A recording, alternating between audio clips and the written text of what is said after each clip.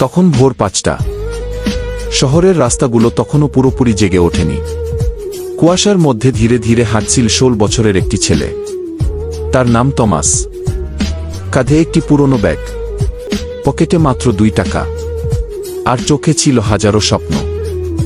প্রতিদিনের মতো সেদিনও সে একটি বেকারিতে কাজ করতে যাচ্ছিল। হঠাৎ রাস্তার পাশে তার চোখে পড়ল একটি কুচকানো ১০ টাকার নোট। সে চারদিকে তাকাল, কেউ নেই। নোটটি তুলে হাতে নিল। তার পেটে তখন প্রচণ্ড ক্ষুধা। আগের দিন দুপুরের পর সে আর কিছু খায়নি। মনের ভেতর একটা কণ্ঠ বলল, এটা দিয়ে একটা রুটি কিনে খেয়ে নাও, কেউ তো দেখছে না গি।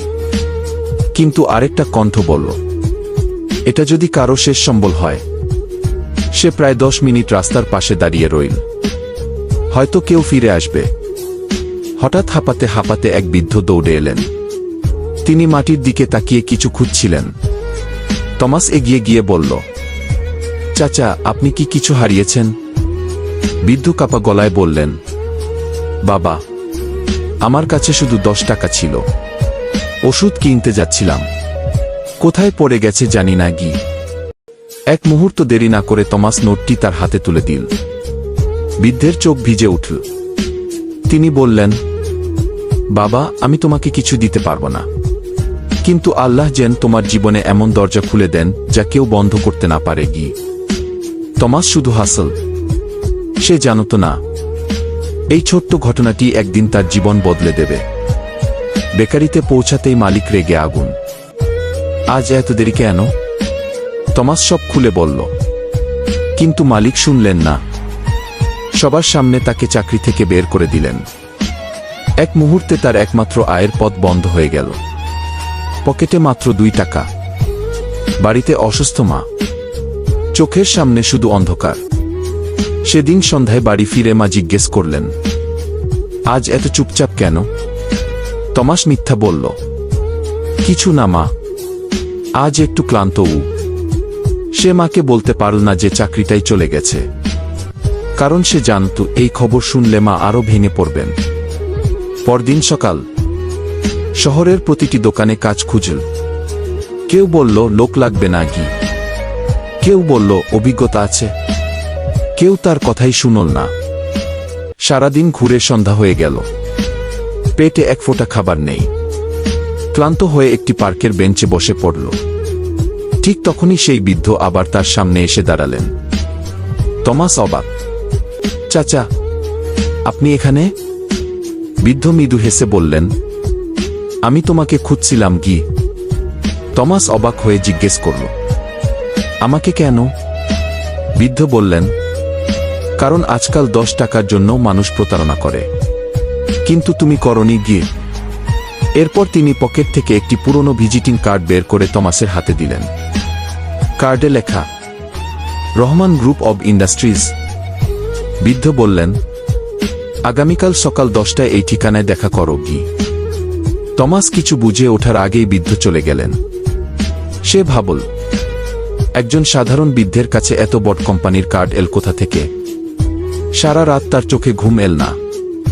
তার মনে একটাই প্রশ্ন ঘুরছিল, আগামীকাল কি তার জীবনের নতুন শুরু, নাকি আরও বড় কোনো বিপদ অপেক্ষা করছে? পরদিন সকালে টমাসের চোখে এক ফোঁটা ঘুম নেই।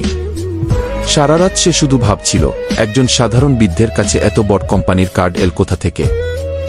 সকালে মায়ের কাছে কিছু না বলে সে পুরনো শার্টটি পরে বেরিয়ে পড়ল। বাস ভাড়ার টাকাও ছিল না, তাই প্রায় ৭ কিলোমিটার পথ হেঁটেই পৌঁছে গেল বিশাল একটি ভবনের সামনে। উঁচু গেটের উপরে বড় বড় অক্ষরে লেখা, রহমান গ্রুপ অব ইন্ডাস্ট্রিজ। গেটে দাঁড়িয়ে থাকা নিরাপত্তারক্ষী তাকে দেখে হেসে বলল, এখানে কি কাজ? টমাস কাপা হাতে কার্ডটি এগিয়ে দিল। রক্ষী কার্ডটি দেখে মুহূর্তেই তার আচরণ বদলে গেল। একটু অপেক্ষা করুন কে। কয়েক মিনিটের মধ্যেই একজন কর্মকর্তা এসে বললেন, আপনি কি টমাস? জি কি স্যার, আপনার জন্য অপেক্ষা করছেন গি। টমাস অবাক হয়ে তার সঙ্গে ভেতরে ঢুকল। লিফটে করে তারা ভবনের সর্বোচ্চ তলায় পৌঁছাল। একটি বিশাল কক্ষের দরজা খুলতেই টমাস থমকে দাঁড়াল। সামনে বসে আছেন সেই বৃদ্ধ, কিন্তু আজ তার পরনে সাধারণ পোশাক নয়। দামি স্যুট, চারপাশে সম্মান নিয়ে দাঁড়িয়ে আছে অনেক কর্মকর্তা। টমাস কিছুই বুঝতে পারছিল না। বৃদ্ধ মুচকি হেসে বললেন, এসো টমাস। তিনি ধীরে ধীরে উঠে এসে বললেন, আমি আব্দুর রহমান, এই কোম্পানির প্রতিষ্ঠাতা। টমাস যেন নিজের কানকেই বিশ্বাস করতে পারছিল না। বৃদ্ধ বললেন, গত 1 মাস ধরে আমি সাধারণ মানুষের মতো রাস্তায় ঘুরছি। আমি দেখতে চেয়েছিলাম এখনো কি পৃথিবীতে সৎ মানুষ আছে। অনেকে আমাকে ধাক্কা দিয়ে চলে গেছে, কেউ সাহায্য করেনি, কিন্তু তুমি নিজের ক্ষুধার কথা ভুলে আমার 10 টাকা ফিরিয়ে দিয়েছিলে। টমাস মাথা নিচু করে বলল, আমি শুধু আমার কর্তব্য করেছি। বৃদ্ধের চোখ ভিজে উঠল। তিনি বললেন, এই উত্তরটাই প্রমাণ করে তুমি বড় মানুষ হওয়ার যোগ্য। এরপর তিনি টেবিলের উপর একটি খাম রাখলেন। টমাস খুলে দেখল, ভেতরে একটি বৃত্তিপত্র। তার পড়াশোনার সমস্ত খরচ কোম্পানি বহন করবে, সঙ্গে একটি মাসিক ভাতা। টমাসের চোখ দিয়ে অশ্রু গড়িয়ে পড়ল। সে শুধু বলল, স্যার, আমি কিভাবে আপনাকে ধন্যবাদ দেব? বৃদ্ধ হাসলেন, আমাকে নয়। যেদিন তুমি সফল হবে সেদিন অন্য একজন অসহায় মানুষের পাশে দাঁড়াবে। সেটাই হবে আমার প্রতি তোমার কৃতজ্ঞতা। বছর কেটে গেল। টমাস দিন রাত পরিশ্রম করল। বিশ্ববিদ্যালয়ে প্রথম শ্রেণীতে উত্তীর্ণ হল। এরপর বিদেশে উচ্চশিক্ষার সুযোগ পেল। কিন্তু সে বিদেশে স্থায়ী হল না। দেশে ফিরে এল, কারণ সে জানত তার মতো হাজারো ছেলে মেয়ে এখনো সুযোগের অপেক্ষায় আছে। 10 বছর পরে একটি বিশাল অডিটোরিয়ামে হাজারো শিক্ষার্থী বসে আছে। মঞ্চে দাঁড়িয়ে বক্তৃতা দিচ্ছেন সফল উদ্যোক্তা টমাস রহমান।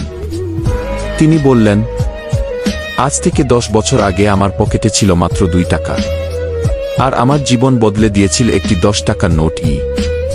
পুরো হল নীরব। তিনি আবার বললেন, সেদিন যদি আমি সেই টাকা নিজের জন্য খরচ করতাম, হয়তো একবেলা খেতে পারতাম। কিন্তু সততা আমাকে এমন একটি জীবন দিয়েছে যা আমি কল্পনাও করিনি। বক্তৃতা শেষে একটি ছোট ছেলে তার কাছে এসে বলল, স্যার, আমি খুব গরিব, আমারও কি একদিন সফল হওয়া সম্ভব? টমাস ছেলেটির কাঁধে হাত রেখে নিজের মানিব্যাগ থেকে একটি 10 টাকার নোট বের করলেন। হেসে বললেন, এই নোটের দাম 10 টাকা নয়, এর দাম তোমার সততা। এটা সব সময় নিজের কাছে রেখো। যখনই শর্টকাট পথে যাওয়ার ইচ্ছা হবে, তখন মনে করবে সৎ পথ হয়তো কঠিন, কিন্তু শেষ পর্যন্ত সেই পথই মানুষকে সম্মান দেয়। ছেলেটির চোখ ভিজে উঠল।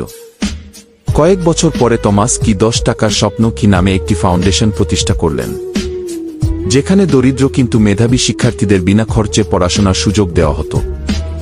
ফাউন্ডেশনের প্রবেশদ্বারে কাচের একটি বাক্সে সেই পুরনো 10 টাকার নোটটি রাখা ছিল। নিচে লেখা ছিল, এই নোট আমার ভাগ্য বদলায়নি, আমার সততাই আমার ভাগ্য বদলেছে। প্রতিদিন শত শত মানুষ সেই নোটটি দেখতে আসত, আর প্রত্যেকেই একটি শিক্ষা নিয়ে ফিরত।